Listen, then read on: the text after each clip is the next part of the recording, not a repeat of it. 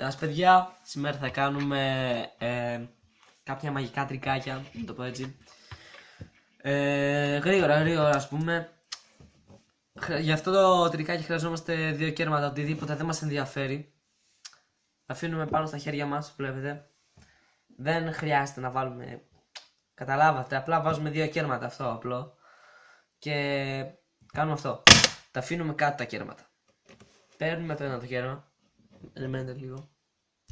Τα χτυπάμε στο χέρι, αυτό το κέρμα. Και προσπαθούμε να το εξαφανίσουμε και να το εμφανίσουμε εδώ. Wow, και πέτυχε. Πάμε μια ακόμη φορά και μετά σας δείχνω πως το κάνω. Αφήνουμε κάτω, το παίρνουμε, εξαφανίζεται και εμφανίζεται εδώ. Τώρα το κάνω απλά κάπως πιο απλά για να το καταλάβετε. Όχι, δεν πειράζει, αφού έτσι το έδειξα αυτό που ήθελα να δείξω. Τώρα να το δείτε έτσι αλλιώς, έγινε ένα λάθος, δεν πειράζει. Έχουμε κέρματα έχουμε ένα κέρμα σε κάθε χέρι, τέλος πάντων. 2 κέρματα, τίποτα το δύσκολο. Κατεβάζουμε τα κέρματα κάτω. Αλλά τώρα εδώ δεν υπάρχει κέρμα, είναι και τα 2 εδώ. Ξέρετε γιατί? Επειδή έτσι όπως τα κατέβαζα, αυτό θέλει πολύ εξάσκηση το κόλπο. Δηλαδή θέλει πάρα πολύ εξάσκηση. Μου πήρε πάρα πολύ καιρό να το μάθω.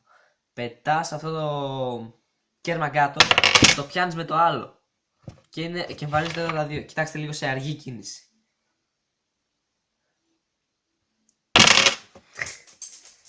Τα σε αργή κίνηση δεν γίνεται να το κάνω. Οπότε ελπίζω να καταλάβατε. Το πετάς εδώ και το καπακώνεις με το άλλο.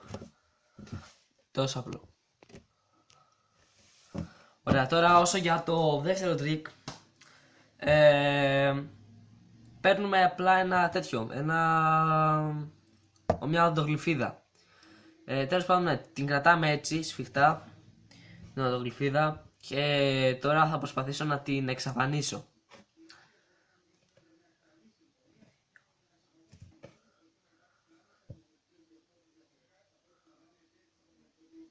Πώς έγινε αυτό? Και τώρα θα προσπαθήσω να την εμφανίσω. Αυτό είναι το δύσκολο κομμάτι.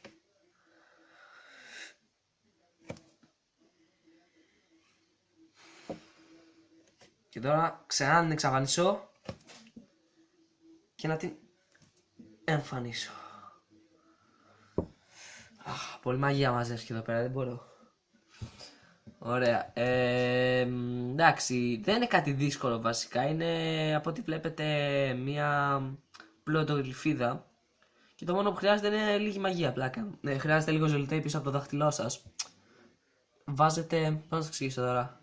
Εντάξει, θα το καταλάβετε, δεν είναι χάζει. Βάζεις λοτέιπ, την έχεις από εδώ πέρα έτσι πίσω κολλημένη. Το κρατάς και όταν την εξαφανίζεις, πηγαίνει από πίσω. Καλή φάση, Και ο άλλος λέει, πού πήγε? Εντάξει, αν έχεις κανένα μαλάκα φίλο και πάει να ψάξει τα χέρια σου, θα του πεις, κάτσε να στο κάνω το μαγικό και μετά ψάξει. Τι να σου πω, εντάξει, υπάρχουν και τέτοιοι. Γι' αυτό μετά το βγάζεις, αυτό είναι μια φορά το κάνεις. Μετά θα είναι δύσκολο να το ξαναβάλεις. Πώς να το εξηγήσω τώρα? Το κάνεις αυτό μετά, θέλουν να σε ψάξουνε, βγάζεις το ζηλοτέιπ κάπως, δεν ξέρω κι εγώ πώς, το πετάς κάτω και δείχνεις ότι είναι κανονικό. Ναι, πάμε στο επόμενο. Γεια σας παιδιά, γύρισα.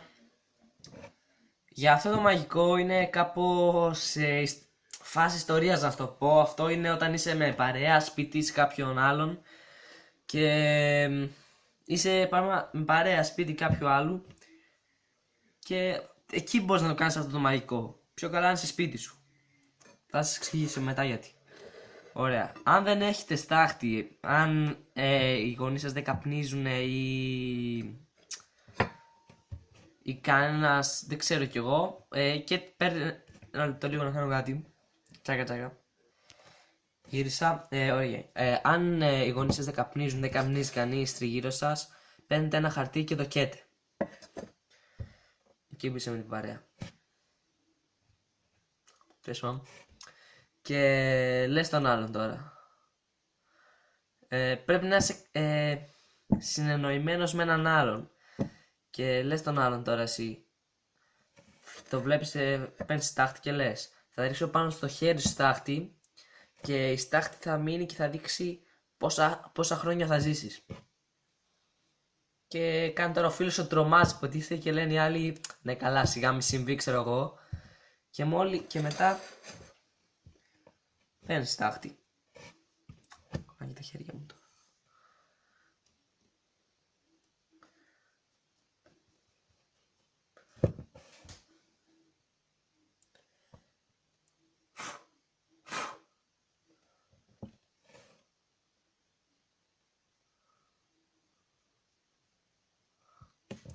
Ένα λεπτό λίγο να πετύχει. Το φυσάς και βγαίνει ο αριθμός όπου ήθελες να γράψεις. Είναι το 4. Τώρα δεν ξέρω αν φαίνεται. Ωραία. Και ο άλλος σίγουρα τώρα θα έχουν τρομακρατηθεί. Όλοι θα λένε πώς το έκανε αυτό, πώς το έκανε αυτό, πώς το έκανε αυτό. Μα το κόλπο είναι απλό. Παίρνεις ένα τέτοιο σαπούνι, πράσινο ειδικά. Το σχηματίζεις πάνω στο χέρι σου ποιον αριθμό θες να γράψεις. Στο χέρι του φίλου σου που είστε συνεννοημένοι. Μετά βάζεις από πάνω στάχτη. Και εκεί που φυσικά που θα είναι το σαπούνι, γιατί κολλάει το σαπούνι, θα κολλήσει πάνω η στάχτη. Και θα μείνει ο αριθμός πάνω. Τώρα δεν φαίνεται καλά, αλλά σε μένα φαίνεται ξεκάθαρο ότι είναι το 4. Δεν ξέρω αν φαίνεται και σε εσάς. Οπότε καταλάβατε. Τώρα, σας είχα πει ότι καλύτερα σπίτι σου, επειδή να ξέρεις που είναι το σαπούνι, να ξέρεις που είναι. Να έχεις ήδη ετοιμάσει στάχτη, γιατί τι, θα πας στο σπίτι του φίλου σου, θα καίσεις έξω τα χαρτιά. Δεν λέει. Τόσο εντάξει, αν έχει στάχτη σπίτι του. Αλλά να κάνει. Πού να έχει στάχτη. Τώρα, το επόμενο μαγικό τρικάκι είναι ρυψοκίνδυνο για 2 λόγους. Μπορεί να πειράξει το μάτι σου. Βασικά αυτό το μαγικό μπορεί να το κάνουν λίγοι που δεν έχουν πρόβλημα με τα μάτια του. Δηλαδή να μπορούν να το ακουμπήσουν το μάτι τους. Γιατί αν δεν μπορούν να το ακουμπήσουν το μάτι τους, δεν θα πειραχτούν και δεν θα μπορούν να κάνουν. Να είναι έτσι, να μην φοβούνται, να μπορούν να ακουμπάνε τα μάτια τους. Να μην πονάνε κιόλας, να μην δακρύζουν εύκολα. Τέλος πάντων, κοιτάξτε. Έχω κρύψει εγώ ένα κέρμα μες στο μάτι μου τώρα, γι' αυτό το λέω. Κοιτάξτε, δεν έχει τίποτα μέσα στο μάτι μου. Και τώρα προσπαθήσω να το. Αλλά είναι και δύσκολο. Το βγάλεις.